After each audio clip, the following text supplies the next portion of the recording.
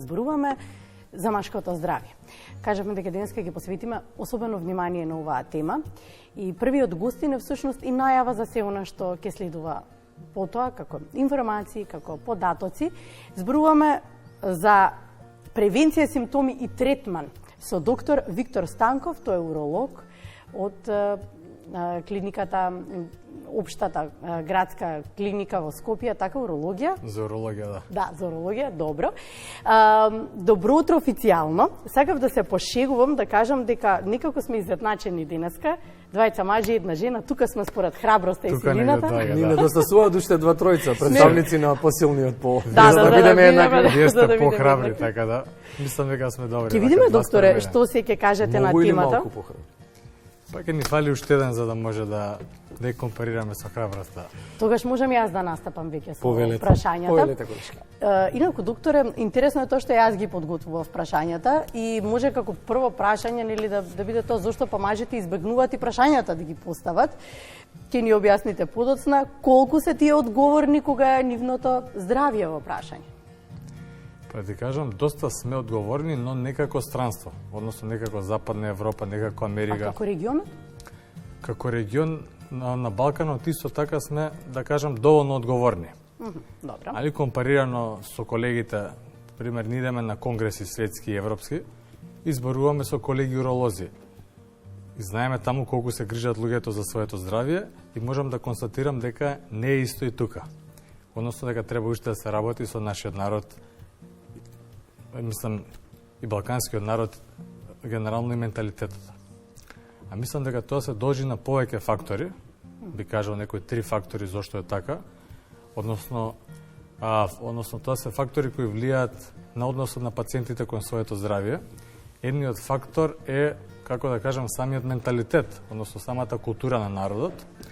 Вториот фактор би кажал дека е информираноста на народот и третиот фактор секако е самата достапност на докторот, односно достапноста до медицинската нега. Сакате да кажете дека вие доаѓате од јавното здравство и јасно ни е како е закажувањето, колку се чека за... Има листи на чекање за амбуланта, има уште поголеми листи за чекање. Книги за чекање. Книги за чекање. чекање. Таа е реалноста, вие се соочувате со тоа. Уште поголеми листи за чекање за жал за операции, што не е случај со странство. Од прва рака, точно. Така? Проверено, да. Друго прашање, колешка, пред да наставам, Кои се редовните прегледи кои што треба да ги прават мажите? Го прашувам ова во контекст на тоа дека кај жените е јасно утврдено дека на одреден временски период треба и се очекува жената редовно да направи ПАП тест, да речеме, кога се гинеколошките состојби во прашање. Како е кај мажите? Па и кај мажите горе-доле е јасно утврдено, односно се препорачува дека секој маж над својата 50 година треба минимум еднаш годишно да посети уролог. Ова кажувам за рутински прегледи. Значи не треба да биде болен за да посети, него треба да прави рутински прегледи. А исто така уролог треба да посети, кратко кажано, и секој кој има уролошки проблеми. Сега што се уролошки проблеми, да кажеме? Тоа, да, објаснете ни зошто се посетува уролог, со оглед на тоа дека можеби и помладата популација често е збуната кога е во прашање симптоматологијата и она што можев ја особено и на социјалните мрежи да го прочитам, како прашања, тоа повторно се анонимни прашања, но често кај симптомите се збунети. Зошто се посетуваат уролог? Па жените посетуваат уролог заради симптоми или заболувања на уринарниот тракт, а мажите за заболувања и симптоми на урогениталниот тракт. Што значи тоа? Кај жените најчести пациенти ни се најредовни пациенти, жени со воспаление на уринарниот тракт, дали се тоа цистити, пиелонефрити и така натаму, потоа калкулоза и за жал тумори на бубрек или на мочен меур, а додека пак мажите најчесто доаѓаат со симптоми од зголемена простата, значи поради таа бенигна хиперплазија на простата, која е почеста кај мажи во години. Кај да си, Венко, ти доаѓаш до таму. Имам време, до 50-та година. Имаш уште малку време. Тоа се симптоми на отежното мокрење. Поради тој компресивен ефект што го има простатата врз уретрата. Тоа се проблеми со намален млаз, често уринирање, станување навечер за мочење и така натаму. И за жал исто така доаѓаат и пациенти со камења во бубрек и на други места на уринарниот тракт, односно калкулоза.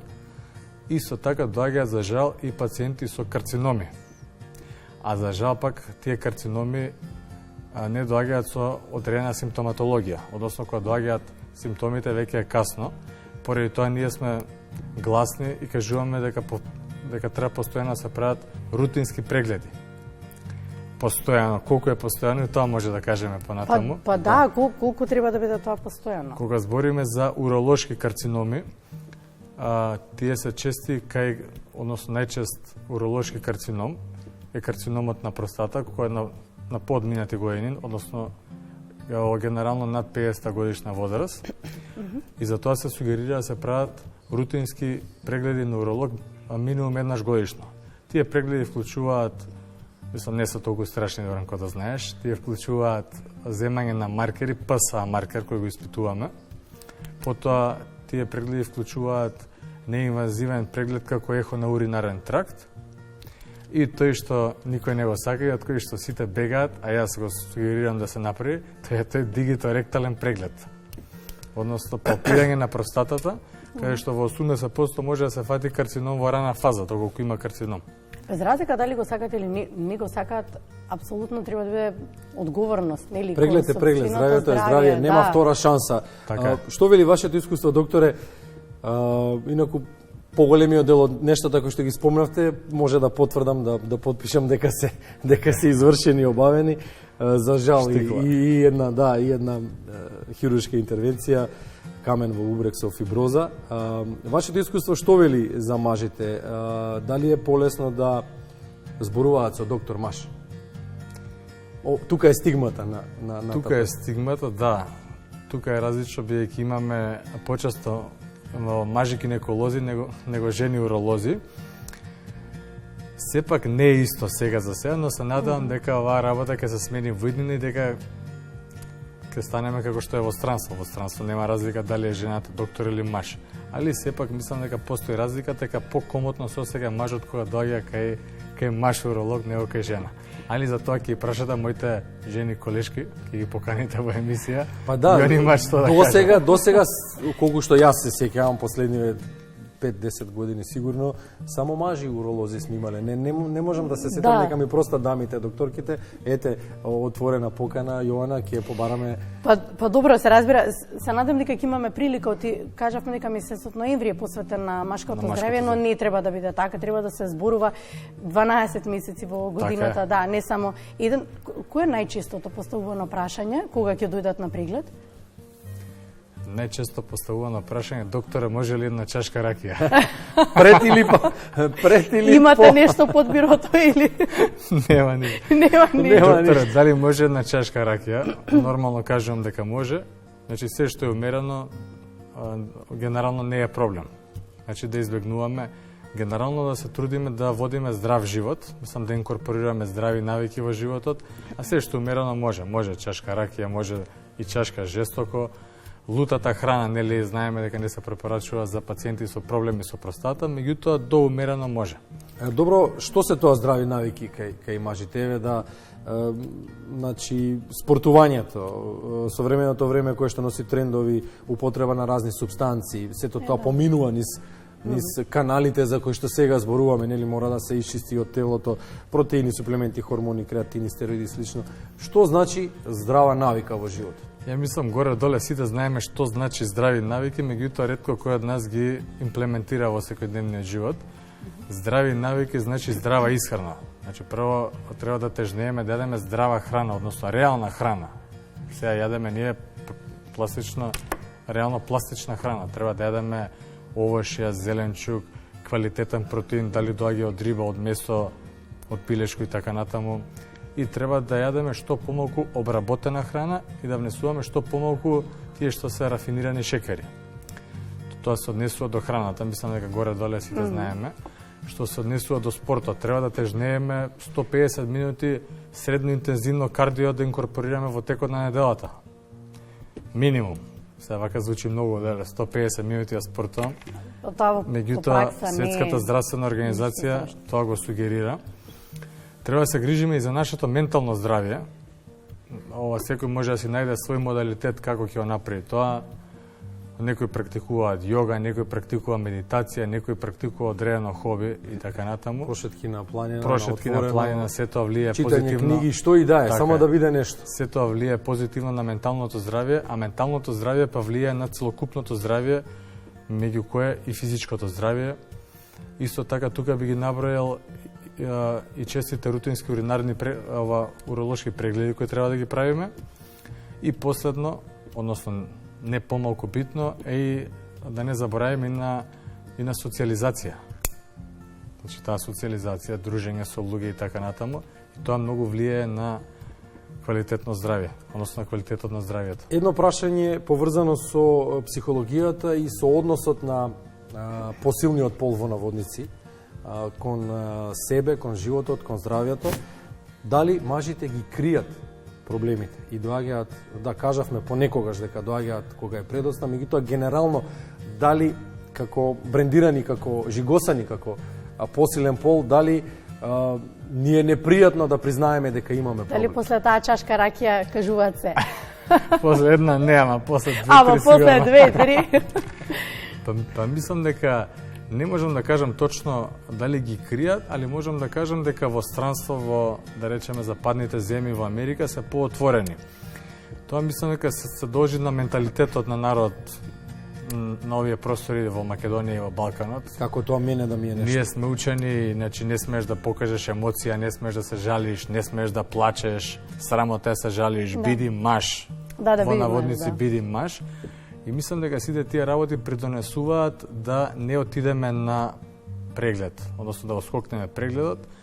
Исто така друга работа која сметам дека придонесува за истото е и стравот од непознатото. Значи има пациент со симптом, некоја крв во урина и така натаму, тоа се вика хематурија. Вика, чекај, ќе ми помине, дека он се плаши, не знае што го очекува. Го одложува идењето. Написе чај. Написе чај, ќе ми помине. Одмали сега на докторот за ништо не ти. Сега на доктор, чекај, ќе ти помине и така натаму. Тие две фактори мислам дека се основни што се однесува за овие простори. Најважно е да се каже дека треба веднаш да се реагира штом се забележи. Треба да се реагира добро, веднаш. Добро, кога да. сме веќе на темата, да, кај нас на овие простори, особено кај нас се потенцира тоа дека мажите се некој символ на храброст, на сила, како во нашето општество тоа малку повеќе се потенцира и посетител на уролог често се доживува како губење на машкоста. И веројатно во зависност од состојбата, нели, зошто се посети урологот.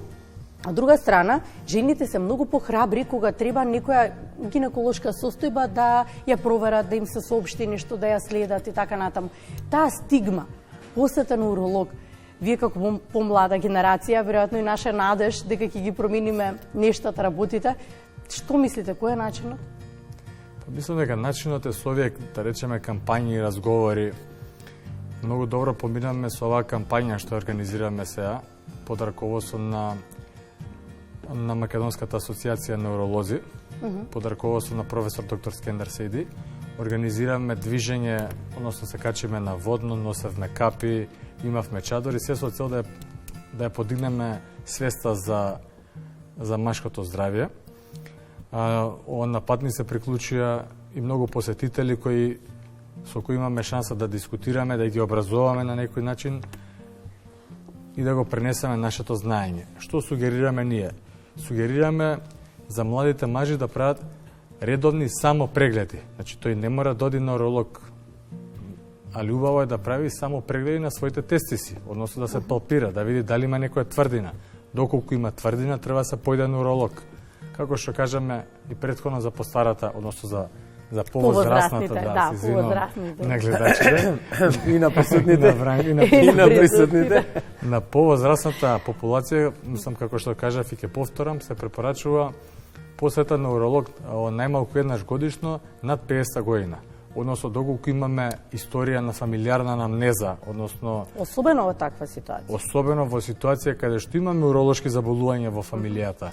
Дали се тоа по-бенигни како калкулоза или заболување како карциноми на простата, на бубрек, на мочен мевур, тогаш таа посета треба да се направи и порано. Ја би сугерирал некоја, да речеме, 45-та година. Така да, Бранко, како што си бил ти. И тоа е присутно, и тоа е направено, докторе, значи добро. може да отштиклираме се и да дојдам на чашка муабет, тоа ни останува уште. Благодариме ова утро што бевте со нас, Виктор Станков, уролог, ова е прво гостување. Бидете редовни кај нас да си помогнеме, нели? Ние мажите меѓу себе, да.